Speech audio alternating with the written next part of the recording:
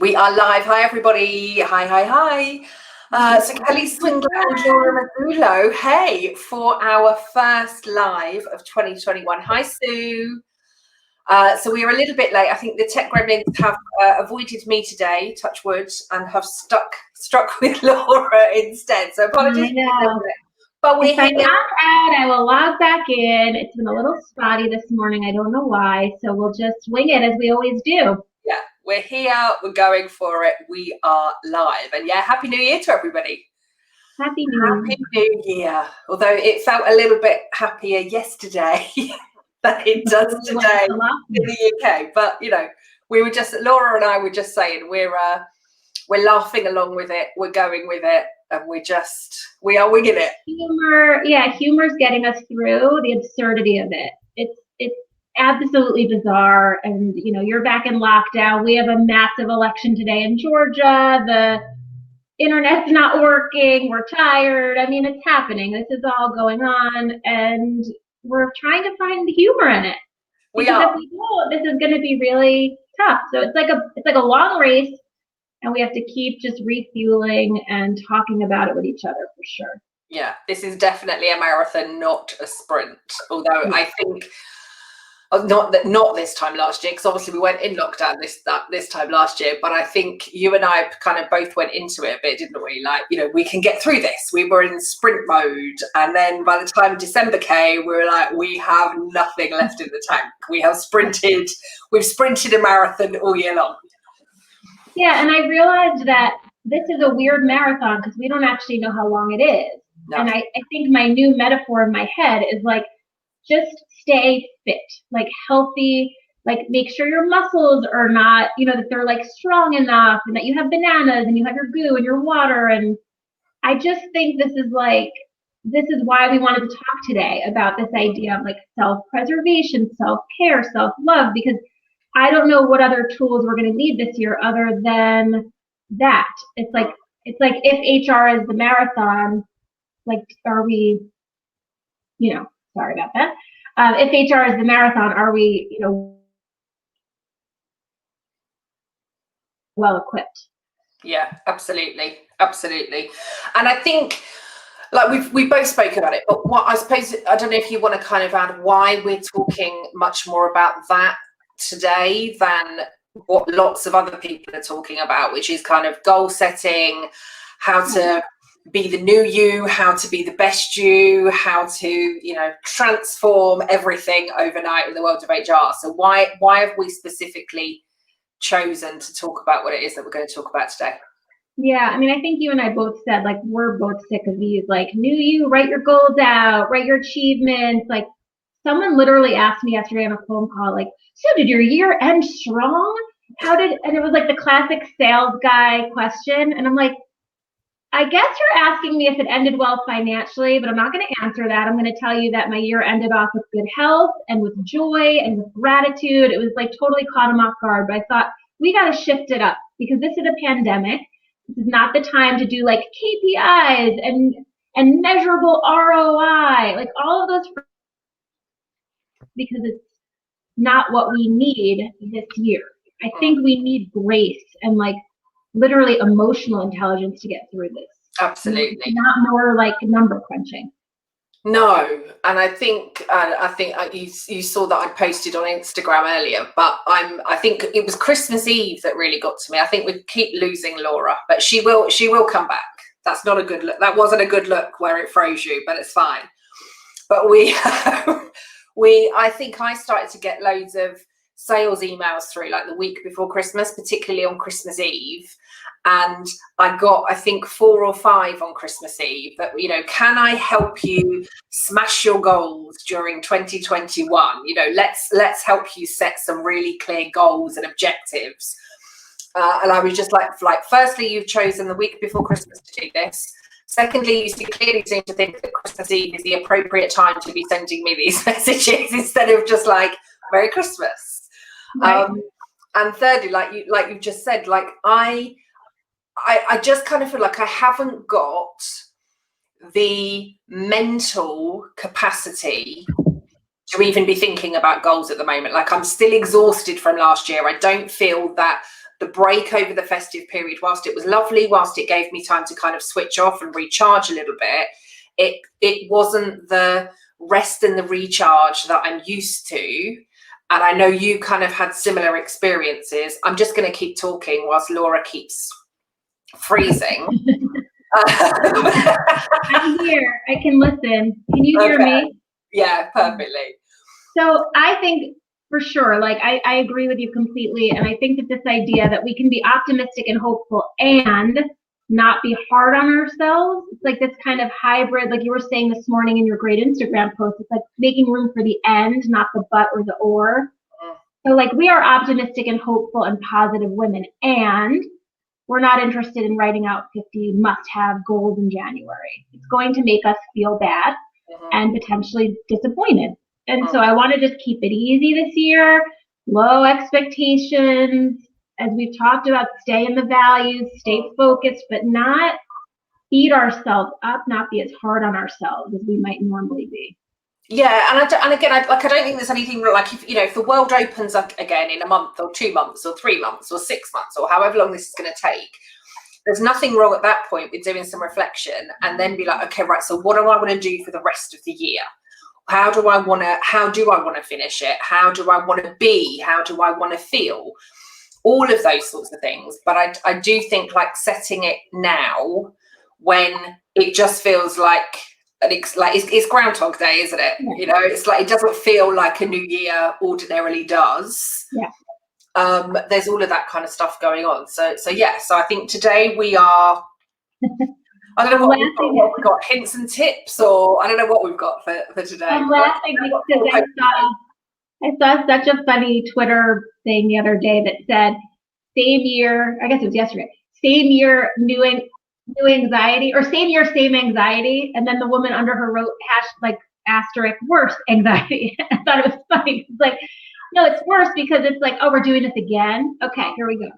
So yeah, I would say to any HR pro listening, like whatever, KPIs, ROIs, things you love to write down, metrics you like to track, sure. If you need to do all of that, great. But if you find that in doing it, you feel tense, like back off a little. Again, goals need to be reset this year in a different way. Yeah, and again, I think, for leaders within organizations, people leaders, chief execs, leadership teams, C-suites, all of those sorts of things. I know that there is already a lot of pressure on HR. Some of my coaching clients have been talking about, the business we want to double in size this year. We want to, and a lot of that will happen. They're in sectors that didn't necessarily have difficulties last year. But again, I think, and we spoke about it a lot, when we talk about everything that HR had to deal with last year, I'm already speaking, we're in the first week back of January, and the messages and conversations that I've been having with people just today, like this is my first day back in the new year, they are already exhausted, fatigued, worried about how they're going to hit the targets, worried about how they're going to be dealing with it. And again, I suppose like me, like you, like many of us are still in that fatigue space of last year, because we haven't had the downtime, the switch off. We've not been able to go out and enjoy ourselves. We've not had the festivities. We've not had any of that kind of stuff. And so I think, there's probably a really clear message for kind of CEOs and leaders in general that, it's great if you're in a sector that hasn't been impacted. You need to be thinking about the people within the business, because again, I think whilst, of course, every business needs to have some sort of plan, even if the plan is just right, we need to stabilize this year. But we've got some sectors, some companies within some sectors that are massively growing, and some that are shutting down, some that have shut completely, some that are resizing, some that are repurposing, all of those sorts of things. And I think in some ways, it's really great to have that level of aspiration, but we need to consider the impact on our people, because everybody is exhausted. And we were speaking before we came up with me about this kind of false optimism. It's great to have optimism, but at the same time, we need to be being much more realistic, because when you've got an entire workforce of people that are fed up, exhausted, worried, anxious, you know, again, particularly in the UK, we've got schools closed again. So, you know, people are homeschooling again. People have got caring responsibilities. People are going back into shielding. So from a UK perspective, we are exactly where we started off last March. Right. And it's and how can we not acknowledge it? Yeah, how can we not acknowledge it? That's the part I don't get. It's fine to be like, Happy New Year, hope you're well. But I think it's also good to be like, I understand you're in lockdown. And if you're an HR leader with your team, with yourself, like you need to kind of acknowledge it, that so that, like, I don't know, it takes some of the edge off too, that you're not expected to operate at the same capacity. I'm finding it is that question though, Laura, because I think for some people there is the expectation that people are expected to be operating as normal. And again, I think, you know, I think for those of us that are vocal, for those of us that have got, you know, people leaders, HR communities, best interests at heart, and everybody else within organizations, I think we've kind of got to be challenging more of that. Again, yes, it can be great to have goals and expectations. We understand that you have a business to run. We understand that you want to be looking at growth and or survival or whatever it is that's going on at the minute. But if you do not acknowledge your people, if you do not allow some pressure to come off and some of those tweaks and changes, you're damaging your people, and therefore you're damaging your business. Yeah, I mean, I don't even want to sugarcoat it anymore, right? This is like a must-have now. Like, I know we haven't really used a war analogy, which I don't really love to use because, of course, this is nothing like a war. I hope you can still hear me. My thing just got okay. But I do think, like, when I look at my family history of World War II, Sicily was being bombed out. My grandmother was climbing mountains. Like, I'm not suggesting this is that hard, but I am suggesting that in our lifetime, this is probably the biggest crisis, right? Other than 9/11 in New York, and maybe even this is way worse in some respects in terms of it affecting each and every individual. Like, I don't want to undermine the, like, depth of this trauma, this collective trauma. And I think that it's like enough now with workers and employees and leaders being like, it's not so bad. It's just lockdown. It is what it is. It's bad in the sense that it's a global impacted pandemic health crisis. I just feel like, yeah, it's time now to at least acknowledge it. We don't have to go down a dark road of thinking about it, but the acknowledgement of it will free up so much at work for people to, like, take breaks as needed and talk about it more openly. And so if you're an HR leader and you're feeling like you don't want to even acknowledge it, I think the first step is just acknowledge it, let yourself exhale and recognize this is rough. Yeah. And then you can sort of decide, okay, what needs to tweak in your day, or like, how can you be more kind to your employees or to your team? But I think people are missing that first step of just acknowledging it as bad as it is.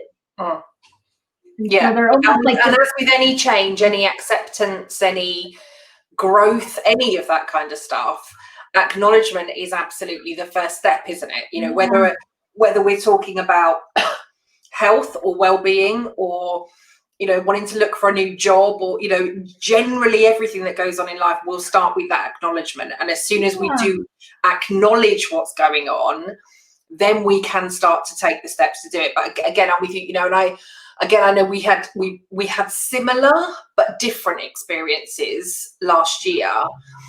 And there are some of it, you know, like I was able to settle into the pace a bit more. It felt quite nice being a bit calmer. I got into, like, my little home working routine and was able to fit it in around the boys being at home, and, you know, my partner being at home more, and, you know, not having to worry about the travel and commuting. And I was able to put so much more in my diary and all of those sorts. So they're, you know, and I had, you know, I've got a much better relationship now with my sons and my stepsons and my partner and myself. You know, so there were some really great things to come out of it. At the same time, the feeling of suffocation and the kind of loss of freedom, and, you know, like I get like craving wanting to get to the gym, like craving, like I did two yoga classes yesterday with my yoga teacher. I did one at lunchtime and one yesterday evening. And when I got to the evening class, she's like, Kelly, you do realise this is the same class as we did at lunchtime? And I'm like, but at least I'm with people. And I'm not with people. You know, I stopped doing online yoga midway through last year because I was sick and tired of doing a yoga class online. But yesterday, I just needed to know that I was in the presence of other people, that I wasn't doing, you know, my practice on my own again in the same room of the house. I just needed to know that I had other people around me. Perfect. And that was such a good self-awareness to know what you needed to feel that connection. Absolutely. I would say that like there's a manic energy in the air since yesterday. Every HR person I'm talking to sounds like they're, I don't know if this makes sense, but it sounds like they're floating above the crisis. Like instead of acknowledging it, they're trying to just stay up here. And there's almost like this manic, fuzzy, like, I don't really want to face it.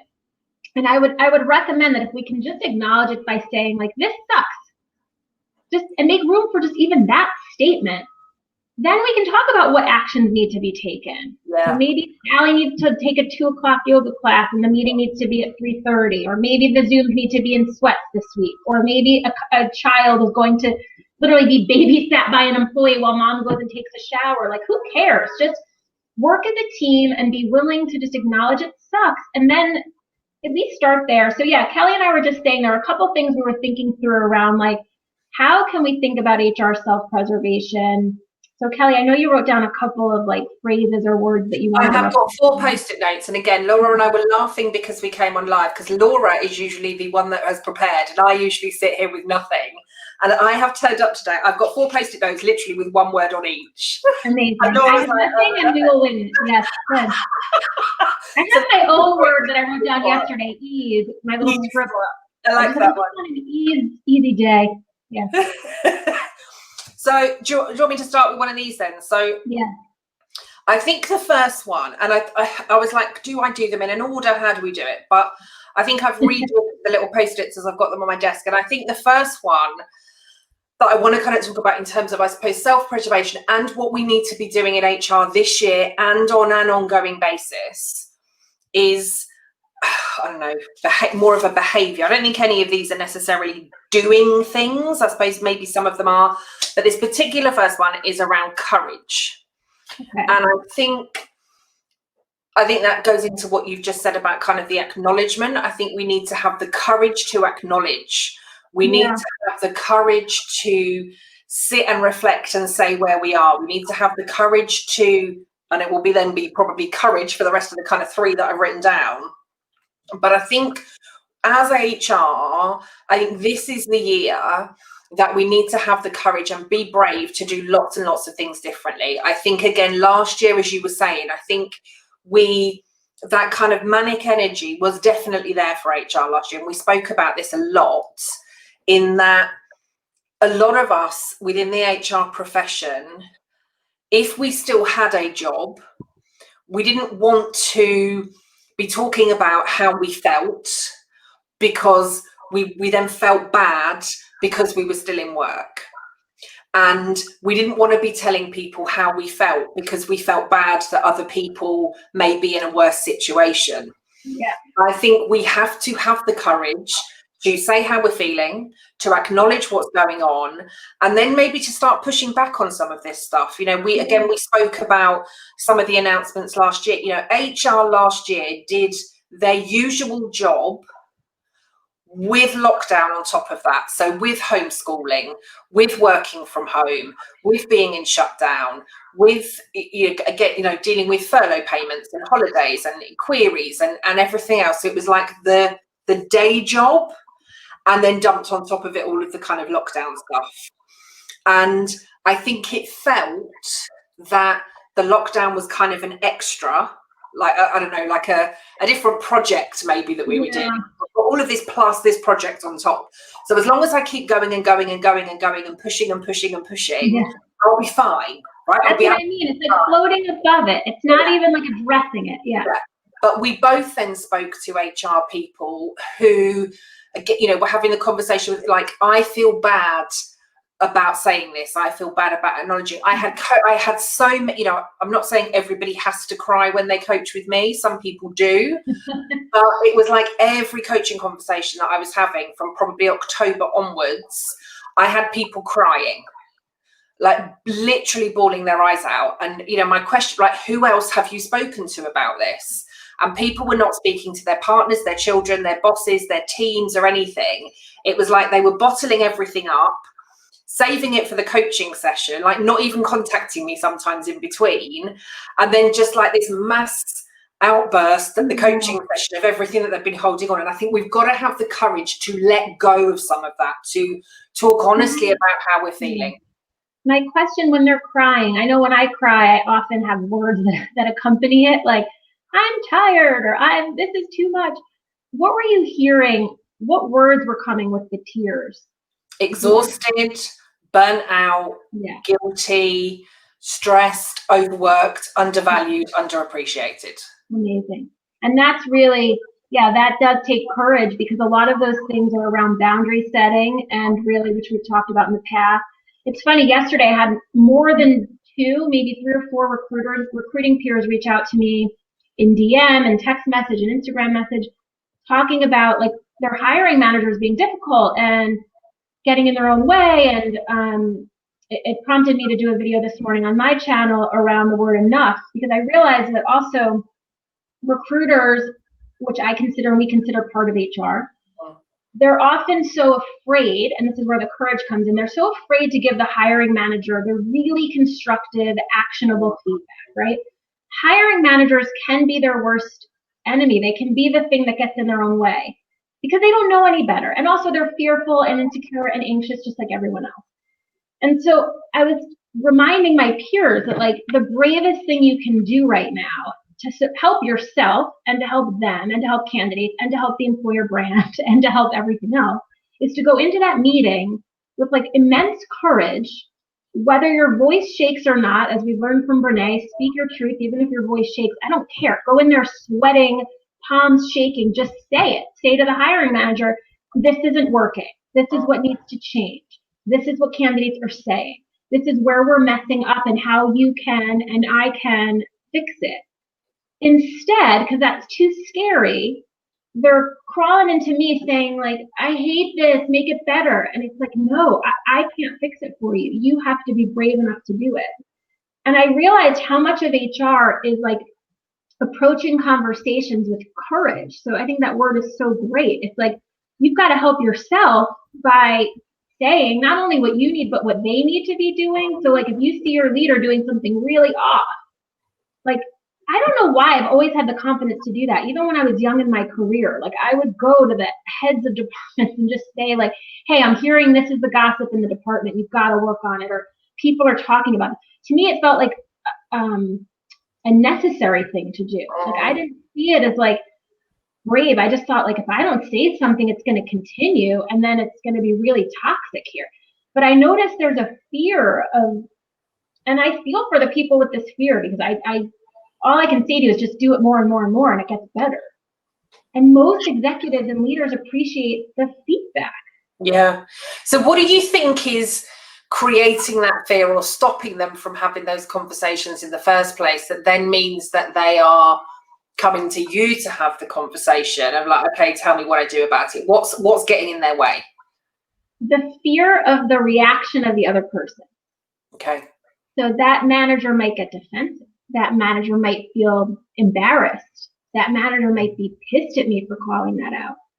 They want everything placated and easy and comfortable and safe and friendly and always positive, right? It's like, who wants that icky conflict, a potential reaction?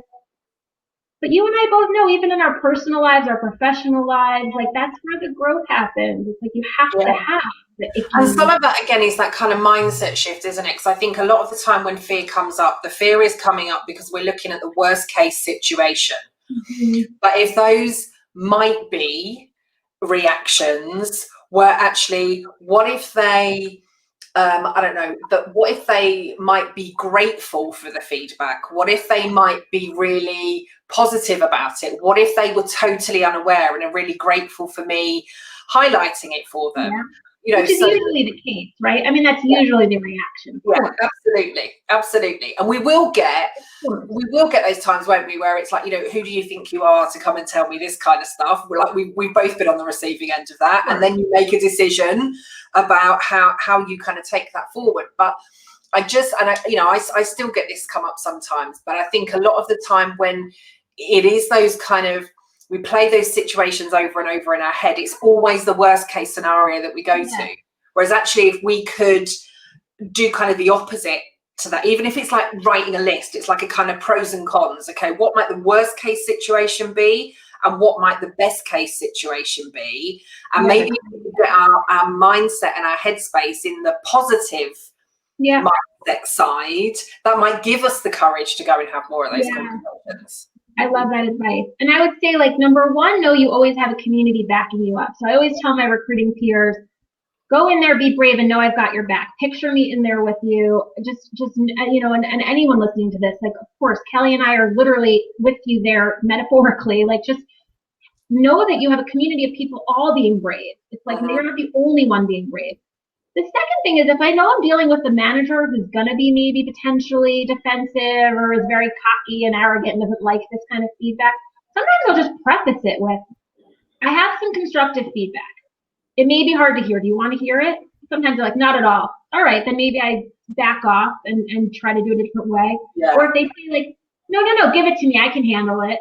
Like, you've already kind of like broken the ice. It's usually, so there are ways to address it so that you don't have to go in there totally vulnerable to any reaction. You can even say, I've said this too, like, it's your, whatever's comfortable for you, but I've said to a hiring manager, look, the candidate gave me some pretty constructive feedback that was hard for me to hear, and it's hard for me to share. So I'm nervous to share it, but if you're open to it, I think it's going to help us. And they're like, okay. And then I could say, look, you were on your cell phone in the interview and blah, blah, blah. You did X, Y, Z crazy wrong. Like, at least, like, it's addressing, again, the courage of, this is hard for me. It's maybe hard for you. I don't know. Let's just have the messy conversation. Yeah. But the courage is kind of the willingness to go in the arena and actually just get it out. However awkwardly, you got to get it out. You've got to, and you've got to be able to say to your leaders what you need and want. Hey, I've got a 3-year-old, a 2-year-old, a 6-year-old in my kitchen. I'm going to have to be not on Zooms today. I can do phone calls from my headset. You got to, like, just say it, I guess, is really what this is. So I love the idea of courage. I think it's an important one to remember. Yeah, fab. So secondly, then I've got clarity. And I think, again, there's kind of different things that sit under this, but I think there is clarity about our values, clarity about our boundaries, clarity about what is important to us, clarity about our priorities. And again, some of the things that we've already kind of spoken about. But I think if we can get real kind of crystal clear clarity on two things, definitely, they are our own values and our boundaries. Then again, I think if you link that to the courage and kind of the other things that we'll come on to, some of the things that we've already spoken about, I just think things start to get a bit easier. Yeah. And it can be hard at first, like it can be really hard aligning to those values and sticking to them, because people will want you to kind of swerve and people will ask you to do things. It's like, oh, well, maybe just on this one occasion, I could do. People will want us to push our boundaries, to move our boundaries, to stretch our boundaries, to do all that stuff for them. But again, I think what is the important thing for us? And I think if we can get real clarity on those two things, that then also helps us get really clear on what is our purpose as HR leaders, as people leaders, and also kind of why do we do what we do? And again, you and I spoke about this in our very last live of last year, but like, why is it that we do what we do? What makes it important? What kind of gets us out of bed for all of that stuff? But I think if all of that sounds too much to start with, then I think definitely values and boundaries, get really, really clear on that, and everything else just becomes much, much easier. Can I ask you, because for you and I, the words values and boundaries are really easy because we kind of live like this, but for those who are new to these concepts, like, where would you recommend they start, even just to define a boundary or to define a value? Like, where can they go inward on that? Oh, this is like a whole other, this is like a day-long conversation in itself. But what you need to hire Kelly for. pushing them. I think on the value stuff, like the easiest way I think that I could probably sum it up really, really quickly is the stuff that you get really pissed off about when it's missing. Yeah. For me, that's a trigger that's kind of in line with your values. I love So that. if I see, like, and again, we had, so if you want a bit more clarity on some of these, maybe look at some of Laura and I's conversations from last year, where we'll talk about some of our boundaries and also some of the things that really piss us off. But like for me, if I see somebody without integrity, if I see somebody posting something on social media that I know is just a complete and utter lie, if I see, I don't know, if something just feels kind of misaligned or any of those sorts of things, like they're the things that I just, like, I get so angry about, because I'm like, they're like, for me, this is just really common sense. Yeah. Oh, I love that. I've never thought of it from that angle. That's so good. Yeah. Instead of always going, like, what makes you up? Or yeah. But what really pisses you off when it's missing, I think for me is a kind of starter. Okay. Some of it, I mean, there's tools, there's so much stuff that's out there. I love that, Kelly. I think that's that kind of gut feel stuff. So that for me, I think in terms of boundaries, I'd probably say a similar answer actually. What if you say yes to something and then feel really pissed off about the fact that you've said yes, knowing that you should have said no? Yeah. Like, again, for me, that probably identifies that should be a boundary that's in place for you. I think that they're probably the easiest definitions that I could give to somebody. Yeah. So if you're like, actually, could we do this call like 2 hours later today? If I have said, I don't know, I want to switch off at a certain time because I want to have like a family dinner with my sons, or actually, no, I've got a yoga class, or I've got something, but I'm instantly like, oh yeah, because again, I think lots of us in it, like, we're people pleasers. We've spoken about this before, right? So it's like, oh, I don't want to let the HR community down. I don't want to let Laura down. So yeah, okay, we'll move it for 2 hours. And then I sit there 10 minutes later thinking, no, I should have said no, because now I've got to let my family down because I can't do dinner, and I've got to do this, and I've got to do this, and I've got to do this. So I think, I don't know if they're kind of good enough definitions, but I think value is the stuff that pisses you off, either when you say yes when you should have said no, and the stuff that is you get really pissed off about when it's missing. I love that. Yeah, that's probably actually much easier than trying to think about like what lights you up and what energizes you, because sometimes it's hard to remember all of the positive things when you're stressed out in a pandemic. And then you come up with and then you might come up with 1,000 values, because it's like, oh, this, helping people and, coaching people and seeing people, I'm not saying none of those things are important. Of course they're important. But I think if you do it from a what lights you up, you might end up with a list of 1,000 things. If you can maybe then find what are the common threads with some of those, you might get clearer on it. But for me, that's the easiest way. Well, and for me, it's really resonating because I realize, like, if I do the exercise, even thinking about it here, like, okay, so what pisses me off is candidates having a really bad experience that could have been better. And so it's easy for me to be courageous and tell the hiring manager what happened, because my value is so strong on making it a good candidate experience, right? Yeah. Or like if I know a fellow recruiter is burning out because they're not speaking their truth, they're just cowering, that pisses me off, because I feel like you have worth, you have value, go in there and stand up for yourself. So that motivates me to coach them, and that's what led to some of my Learn with Laura HR videos. Like, you're right, it's all coming from a place of like, we can do better. I know we can. And so I love the idea of tying the courage to the values and the courage to the boundaries, because then it's bringing it home. You're not just like feeling them in your own little space and then behaving differently at work. You're taking them to work. Yeah.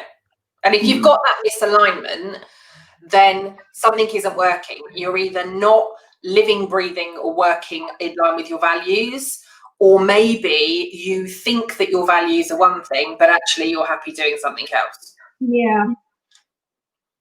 It's really good. All right, what's another post-it? Self-care. Okay.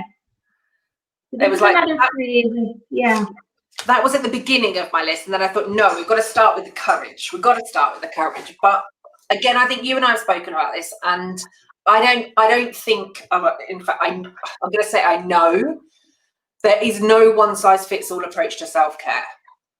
I think again, many of us, particularly within the HR and people community, I think many of us think that self-care can be selfish because, again, we're always giving and doing things for other people.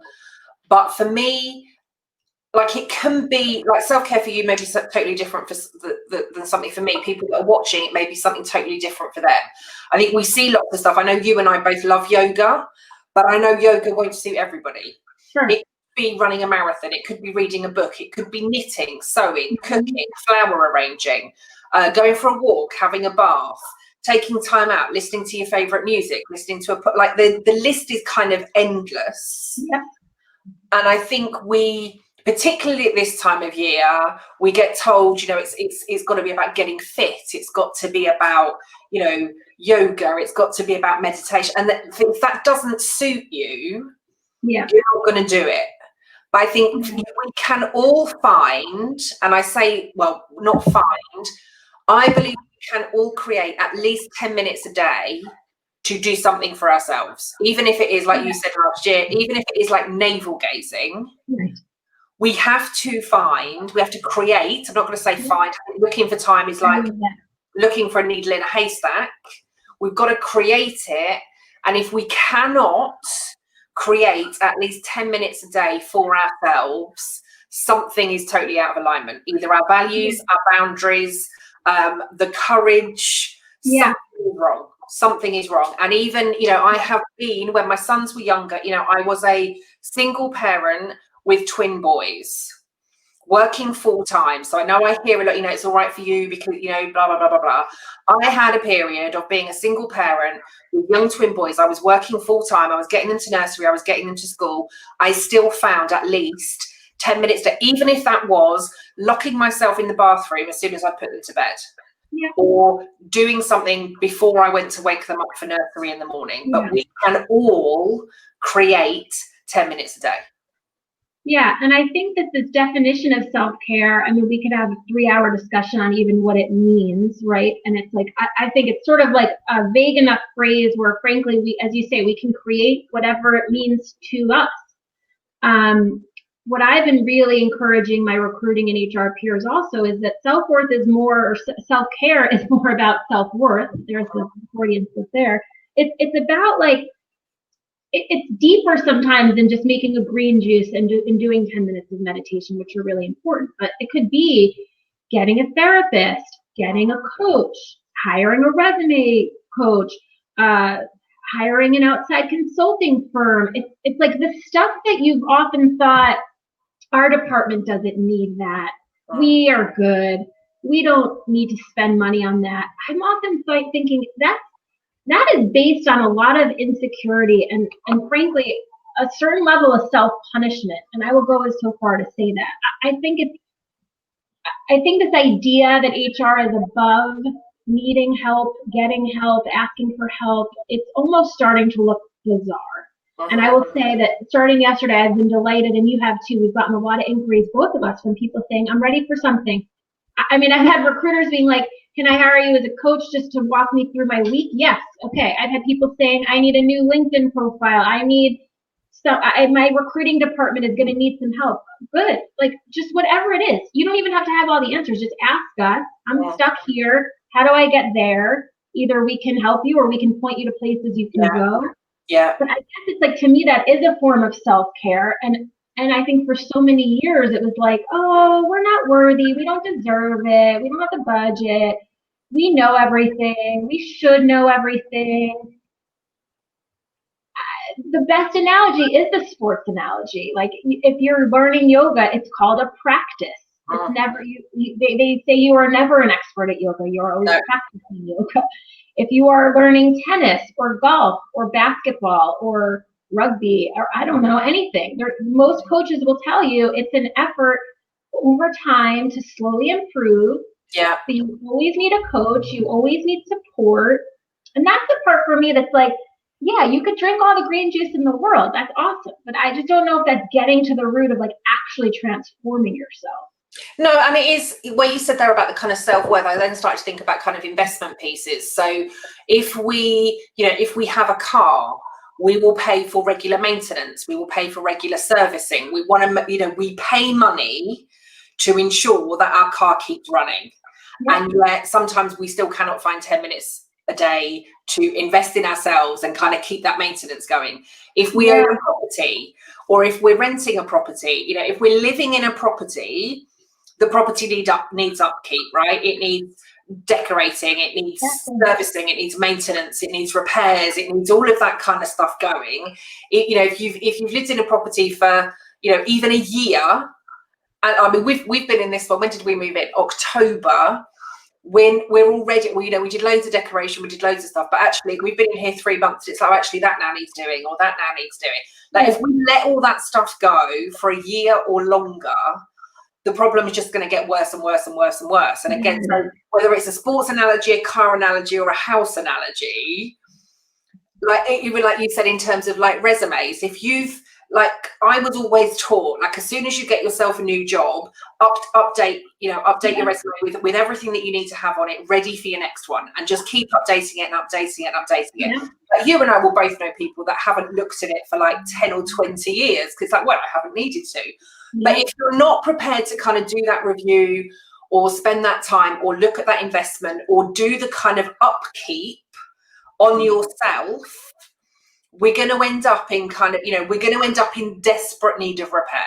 Yeah, I just had another good analogy because there are so many parents in HR, especially mothers. And I will hear a lot of them say to me like, oh, my teen daughters are having a hard time in this pandemic. I've gotten them a therapist. Or, oh, my kids are struggling with not playing enough, so I bought them toys and puzzles. And like, maybe it's also thinking of yourself in terms of if you were parenting yourself, right? So self-care is also like you're your own parent right now. What would you do? Because there's like an inner child in every HR leader that needs addressing. And I'm not suggesting you and I are here to like psychoanalyze them, but we are here to nurture them and to support them. And there's a part that like, yeah, you've got to do the things that you would tell your sweet 7-year-old daughter to do. Yeah. But it's, there's a million ways you can look at it. But yeah, the idea that you're supposed to just pretend you don't need it, or no big deal, you're not worthy of it, you've got bigger fish to fry, other people. I notice it even lately with introductory emails I get. You know how pissed off I get about these, but like they're getting worse. They got worse through the holidays. They've gotten worse this week again. They're so rushed. I can tell that's what it is. They're just not taking more than a minute to write this email. So it's like, it's haphazard. It's frankly sometimes kind of rude or crass or just like quick and dismissive and transactional. And if I ask the HR leader when I get them on the phone, hey, just want to address the email, they'll be like, oh, I'm sorry, I was in a rush. I just had to get it out quickly between meetings. Do you, or can you take 10 minutes somewhere in the week, maybe it's tomorrow or the next day, just write a nice email and copy and paste it if you have to a few people. Like, the idea, it's not about kind of just how I react to it. It's also like, it's a sign to me that you're so harried that you haven't even taken a moment to just say, hold on, how am I conducting business? How am I communicating? How am I representing myself? Yeah. And so there's all these little nuanced ways that I notice it, that I realize they're not slowing down at all. No, and that's just reminded me. I saw something just before we came on. I have a bit of a love-hate relationship with Twitter, although I am committed this year to be much more visible on it. But just before we came back, so I set my notifications up. So now my digital detox is finished. I've got the app back on my phone. I saw that you tagged me in something. I went on it. And there's a guy on there that I just know through some kind of conversations on LinkedIn who was promoting his book on Twitter. But in the tweet, there, like every other word is misspelled. The punctuation and grammar is absolutely terrible. Like some words aren't even words in how it's kind of been written. And I just kind of thought at that point, if you are trying to promote a book that you have written and trying to kind of get it out there as like, this is a bestseller, so kind of similar to your introductory emails, like we're the best company or I'm the best person, will you work with me? But I just kind of thought, if you're promoting your own book in a way that you cannot even spell a tweet to promote your book, what is that saying about the content of that book? Because I looked at it and thought, you can't even get that right. The book's probably crap. It may be a very good book, but it wasn't great. It wasn't a great way to promote it. Of course. Of course, because look, cover letters are passe, right? But there are so many other ways we're doing first impressions now. Tweet, DM, LinkedIn emails, LinkedIn posts, LinkedIn comments, emails. Those are all basically, in my book, cover letters. They're all your first impression. They're all the things that someone's reading saying, oh, what is it about this person? And so if you're rushing because you don't feel that you have even a minute for yourself and a minute to think about your brand and your values and your voice, it's like doing more harm than good. Yeah, I mean, it's really interesting. I think it all really ties back again to courage. Have the courage to carve time out for yourself. Yeah. Again, and it could be it doesn't, we're talking about literally like things that could take 3, 5, 10 minutes. Yeah. Sometimes it's good to set a time. I'm not saying I get it right all the time. You know, I know, or certainly with some of the stuff that I used to put on Facebook, like my mum would message me, like, Kelly, you just need to know that you've misspelled a particular. I was like, damn it. Of course. I have typos all the time, and Twitter doesn't have an edit feature. But I know what you mean. It's a bigger issue. It's like, it's not being rushed because you're like excited and you're in a conversation. It's like just the idea that you're not even slowing down enough to like think through your actions. There is a slowing down that has to happen to do strategic HR. There's like a truly take it down a notch, calm down, think about how you want to have this courageous discussion, this courageous note, this courageous thing. Like, yeah, you have to. Otherwise, it's just, again, the manic energy I was talking about earlier. You're just floating above it. You're just like running around. Everyone looks like chickens with their heads cut off. That's not a good look for HR. Right? No, it comes back to what we were saying right at the beginning, doesn't it? The kind of difference between this marathon and the sprint. Yeah. You know, if we are sprinting through everything, we're gonna crash and burn. Yeah. We're gonna crash and burn. So my final post-it, and again, I think this definitely links to the courage and the clarity and the self-care, but it is the confidence to say no. Yeah. The confidence to say no to compromising my values or my boundaries, or the confidence to say no when people try to pile even more onto us, the confidence to say no to job offers that aren't aligned to our values, or like we've spoken about, you know, even saying no to potential clients or existing clients that are just no longer aligned to our values. And it can be really hard. Hearing no can be really hard, saying no can be really hard. But the more that we do it, the more confident we get with it. And again, if we have the courage to align to our values, if we've got that clarity, if we've got those boundaries, if we're looking after ourselves, it just makes saying no easier. And again, as you and I have discussed so many times before, I genuinely believe when we say no to the things that aren't right, either because of timing, workload, pressure, values, alignment, whatever the reason that we're saying no, I genuinely believe when we get better at saying no to the wrong things, we create much more space for the stuff that we want to say yes to. Yeah, absolutely. And I think, again, for those of us where no is a practice and it's always hard, even no matter, you know, again, it's not something that I would say like eventually gets like perfectly easy. It's going to be challenging for givers. It's hard to say no. But the thing is to have a friend in this space, like you and I have each other, and I know we're lucky to have a few other people, and I hope everyone listening at least just find one friend in HR that you can email when you say no and let them know. And be like, you'd be so proud of me. I said no today to XYZ. Do you know how good it feels to send that email and also to have your friend write back like, yay, good for you. I know how that feels. Like we've done it to each other so many times. And there is such a beautiful power in that. Again, it's like having the brave conversation with the exec, having the brave conversation with the hiring manager. Report back to your friend and let them know you did it. I think, I don't know, for me, that helps me not feel so alone in it or feel like this is so scary and I'm the only one who's ever been in that arena. You know, other people are saying no, and the more we do it, and also if we're focusing, as we've talked about a million times, on diversity, on inclusion, on equity, on belonging, then we have to say no a lot, and that we have to remind each other we're saying no a lot. No, that salary is not enough for that candidate. No, that woman is not worth that amount. It's double that. No, you have to see this candidate because blah, blah, blah. Like, we Yeah. have to be really brave to go in there and just shut it down. Yeah. And yes, it is scary. And yes, your voice may shake. And yes, your hands may shake. And yes, you may be sweaty and all of those things. Great. As Kelly and I have learned from Glennon Doyle, we can do hard things. You can go in there, you can do it, and you can report back to a friend. And the more we all tell each other how brave we've been, the more HR can evolve much faster. Yeah. I really believe that. We have to remind each other we're all doing it. You're not the only one. We are all doing it, you know, and I think that comes to, you know, saying no to meetings when we've no idea what it is that we need to be going to them for, and then like moaning to somebody. I've been on back-to-back Zoom meetings or back-to-back meetings, you know, from 8 o'clock this morning, and it's ridiculous. So how many of those could you have said no to? Like, how many did you actually add any value? How many added value to? Well, none. So say no to the meeting unless someone can give you a reason for being there. You know, and again, I can hear some people like, well, let's say it's okay for you to say that.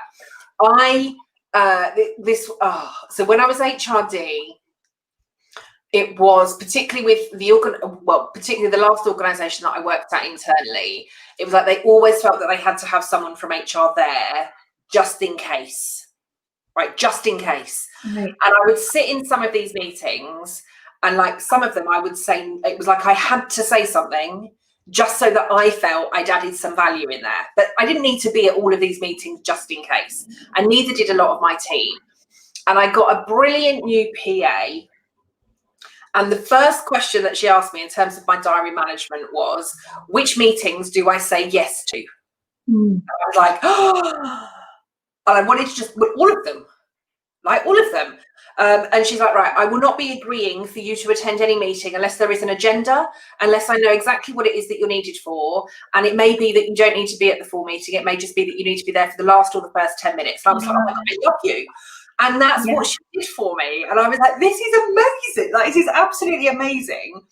But it took somebody else, and I suppose her level of expertise, to say to me, you do not need to be doing all of this stuff, Kelly. And it was like, no, I don't.